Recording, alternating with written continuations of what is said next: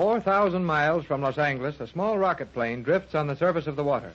400 miles from Los Angeles, a small passenger vessel races southward at its none-too-good full speed.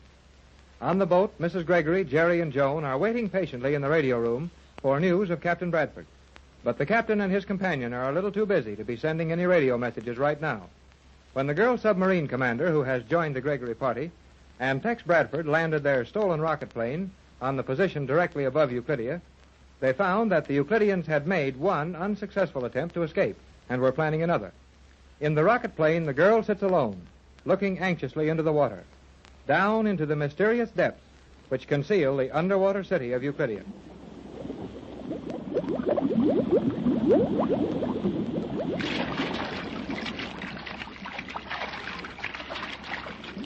Give me your hand here, Captain Bradford.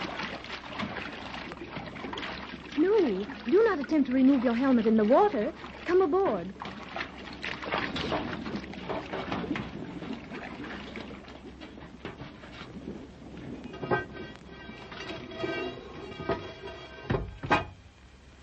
Well, that was quite a dive with only a helmet. It was remarkable. Did you descend deeply enough for your purpose? I sure did. Planted 2 bottles of that solvent of mine where they won't even dare to touch one of the submarine locks, much less open one. That is splendid, Captain. Now I will not need to use more of my limited supply of magnetic bombs. Good thing. We may have other uses for those little gadgets. Do you wish to suspend your solvent over the surface lock at this time? That's not what I'm sure. Planting these glass globes full of the solvent is a good deal like laying a mine. It's no fun to have to go down there and pick them up ourselves. They are set to break very easily, are they not? Yes, if they contact anything metallic. Naturally, I couldn't have them going off every time a fish swam into them, but I hung them where they would be touched by the leading edge of the lock gate the moment it started to move. And at the surface lock, the procedure would be the same? Yeah, just about. Though I think I'd put the bottles where they'd have to strike them to turn the valve. Without the valve to flood the lock, they can't use it. Very good. Except, as you have noted, in an emergency, we might have to use that lock to enter Euclidia. That's the trouble. We couldn't get any more than he could get out. Of course, I could try getting the solvent loose without breaking both bottles, but it wouldn't be any too easy. I will do as you say. Have to risk it, I guess. If we don't bottle them up while we have a chance, they'll finally get desperate enough to come out in spite of the flood that will pour in there. And some of them will make it. Surely enough of them to cause trouble for us. More important than that, enough water would get in there to drown everyone else in the colony. We want to do this without hurting anyone if we can. Then I suggest we place your solvent to guard that airlock immediately. Will it use all our gas to taxi over there? Almost, but we have little choice. Okay, let's go. Very well.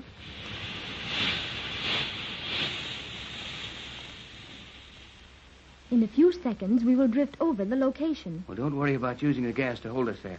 I'll take this line down with me. And if you drift a little, I can get back easy enough. I will hand the solvent to you after you are in the water, as I did before. That's safest. Those 2 bottles ever banged together and broke, that stuff would eat a hole through this boat before we could move. We are practically over the lock now. Okay, I'll get out. Then you hand me the bottles. Will you secure this line about your waist? Maybe I'd better at that. I might run into a little surprise of some kind down there. They could be watching us, you know. I presume they are, but I think you are in no danger from that. Everyone on Euclidia knows of your solvent, and they realize that any accident to you would flood the colony. I hope they do realize it. Well, here I go.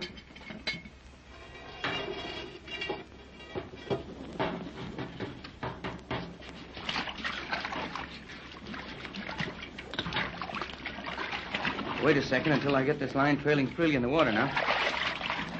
Okay. Pass out the bottles one at a time. Here is the smaller one. Got it? And here is the larger. Fine. Now keep this door open. Once I'm down, feel this line and keep it fairly tight. If I give you 2 quick ones, use some gas dragging me away from there. Don't wait to try and pull me in. I understand perfectly, Captain. Here is your helmet. These little helmets are pretty good at that. I'll make it as quick as I can.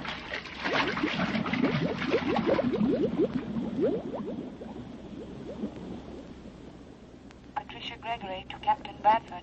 Hello, Tex. Waiting for your report. Patricia Gregory to Captain Bradford. Hello, Tex. Patricia Gregory to Tex Bradford. Hello, Tex. Waiting for your report. Can you hear me? Hello, Tex. Calling as you requested. Can you hear me? Elaine Raleigh to Gregory boat. Call you later. Working now. Call you later. That is all. I will wait for your call. The captain should now be coming up. All is not well with him. There. 2 sharp jerks on the line. I will pull him to safety.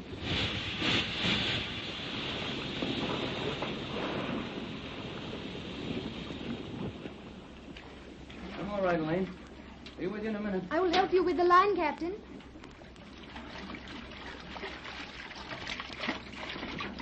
Did you lose your helmet? No. I took it off. Be all right in a minute. Let me have your hand. Okay, here I come.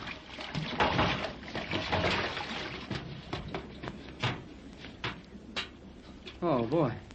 Thanks. Were you underwater long without your helmet? Just about as long as I could hold my breath. Seemed like half a day, but I suppose it was about a minute. You are very cold, Captain. This night air with that slight breeze and your wet clothes. No, I'm all right. You will go into the rear compartment and dress yourself in dry clothes immediately. But we've got work to do. I heard those Euclideans say What that... you heard them say can wait. I will be in a most unpleasant position if you become ill. I guess you're right. No time. Look over there. Captain, the surface of the water is disturbed over a large area. Right, and that's what I heard them talking about when I took off my helmet to put my ear against the wall of that lock. What is happening? They're raising the island again. Raising the island? That's what they're doing. If that happens, we are powerless. Just about, as far as I can see. How long will it take them to get that thing above water? The island was accidentally disabled and partially flooded during that artificial volcanic eruption. They will have to raise it very slowly. I would say 300 seconds before the ceiling of the island could possibly reach the surface. That water's moving around a lot over there now. Maybe nearer the surface than I calculated. I am sure, however, that it will take 300 seconds to bring the floor of the island above the surface, after we see the tops of the surface chambers. And in 5 minutes, we've got to figure how to capture 300 people with a dozen exits to safety and all the arms and ammunition on Euclidia. And we've got just 2 little bottles of solvent. I have a desperate plan, Captain. Will you risk it with me? I'll try anything. Then call your boat, quickly. Tell them what's happening. What good will that do? Our plan will probably fail. It is only fair to warn them what to expect. Right. Bradford to Gregory boat. Bradford calling Gregory boat. Hello? Hello? I don't get them. Try it again, and hurry. The island is rising. Bradford calling the Gregory boat. Hello? Hello? Hello? Bradford calling Gregory boat. Hello? Hello? Bradford calling Gregory boat. Hello?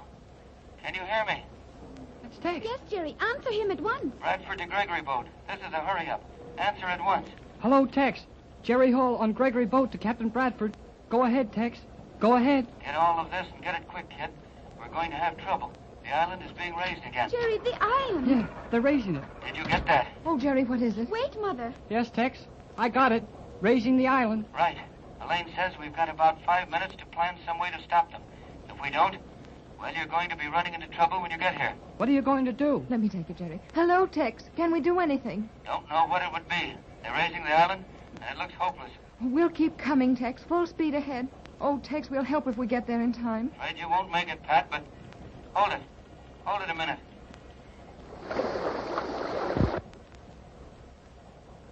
Tex! Tex, what happened? Tex! No use, Mrs. Gregory. I heard his set cut out. There was water. I know I heard rushing water. Yes, Mother, but we can do nothing. Well, see if you can find anything wrong with this radio set, Jerry. Oh, I'll try, Mrs. Gregory, but the trouble's on the other end. And we can't do a thing to help them. Guess not. And they're raising that magic island again. I thought the island was destroyed accidentally in that eruption. Perhaps they had a reason for allowing us to believe that. Jerry, is the set all right? It's perfect, Mrs. Gregory. Tex just quit sending, that's all. Joan, run and get Mr. Johnson. Have him turn the wheel over to the quartermaster. Get him in here at once. Yes, Mother, I will go at once. And Jerry, Yes, Mrs. Gregory? get the engineer and the skipper. Send them to me as fast as you can. But what will you do? Oh, I'll stay with this radio. Get those men in here. Bet I will, as quickly as I can, Mrs. Gregory. Hey, Joan, wait a minute. I am in a hurry, Jerry. I know it, but wait a minute. But, Jerry, Mother told me to hurry and send Mr. Johnson to her. Yeah, and I'm after the skipper and McLeod the engineer, but a couple of seconds won't hurt anything. What is it? Well, I didn't want to say anything in front of your mother, but this looks mighty bad. Well, we'll never get there in time to rescue Tex and Elaine. I feel that too, Jerry. Is there nothing we can do? Not a blame thing from here. If we were in 500 miles of that blame magic island, we could try for it with this little plane lashed to the deck. But 4,000 miles, no chance. Then if you are so helpless, why did you stop me? I should be completing my mother's orders. Well, I've got a crazy plan, if you'll help me with it. I will do anything. Well, this won't help the captain a bit. Oh, but Jerry... Wait then- till I finish. It won't help the captain, but it will help your mother a little. Keep her from worrying for a while, and that'll be something. Oh, yes, Jerry. If we can help Mother maintain her peace of mind, we will be accomplishing something. Right, and here it is. Now, there's a little portable transmitter, a pack outfit in Texas cabin on this boat. But what good will a radio do? Will you wait till I finish this? Yes, Jerry. Well, as soon as I send Mac and the skipper to your mother. Hey, wait a minute. Here's the skipper now. Hey, skipper. Aye. Mrs. Gregory wants you and McLeod in the radio shack right away. Will you please tell Mac? Aye. And hurry it up? Aye. Now, your message to Johnson can wait a minute. Here's what I'll do. The minute those men are out of sight, and you get Johnson in the radio shack, come right into Texas cabin. I'm going in there right now and set up the pack transmitter. What will you do with it? Well, you can sound like Elaine, can't you? Not very well, I am afraid, Jerry. I have never learned to speak easily, as you do. All right, I'll fix that, too. I'll fix the microphone so your voice will sound pretty bad. Mrs. Gregory won't be able to tell who it is. Now, I want you to pretend to be Elaine. You're sending your mother a message as if Elaine was the But sender. what can I say? Oh, anything. It doesn't matter. Just so your mother thinks Tex and Elaine are still afloat and doing all right. You can say that everything is all right, only that you'll be too busy to talk for a few hours. Excellent, Jerry. I will say that the captain and I are too busy for radio communication, but all is well, and we will send further information when possible. Ah, now you've got it. Hurry and send Johnson to your mother. Then run for Texas cabin, and the minute you get there, we'll call this boat, and you can cheer up your mother.